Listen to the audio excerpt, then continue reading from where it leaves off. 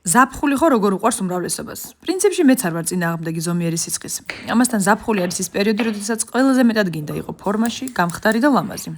ბოლო ზაფხულები არასდროს ვარ იმ ფორმაში, როგორცაც ზამთარში ვგეგმავდი. ამ ბავშვების მწყემსვით მოწყენილი პარალელურად თონისბურით ვირთობ თავს.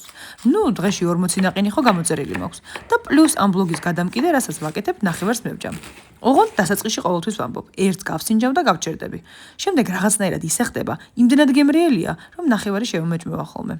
ეს კერძი დღეს რომელსაც გიმზადებთ, მწყემსის ღვეძელის მოტივებზე მომაფიქრდა. მხოლოდ საქონლის ბარშის მაგივრად ქათმის ფილეთი მოვამზადე. მშვენიერება გამოვიდა. კარტოფილის პიურესთვის ყველი არ დაზოგოთ და ამ შემთხვევაში რძის მაგივრად ნაღები გამოვიყენე და ძალიან მომეწონა. ფილე მოხრაკე ხახვთან და სხვა ბოსტნეულთან ერთად. ტომატ პასტით დავაჯილდოვე და ქინძთან ერთად გადავიტანე გამოსაცხობ ფორმაზე. დავადგებნე თავზე პიურე, მოვაყარე გახეხილი სულგუნი და გავუშვი გამოსაცხობად, სანამ ყველი არ მოიბრაცა. 180 გრადუსზე მზეს მიფიცხებულს დაახლოებით 25 წუთი დაჭირდა. რა თქმა უნდა, გაციება ვერავინ აცადა და ერთი ხელის მოსმით გავსუნთქეთ. გემრიელად მიირთვით.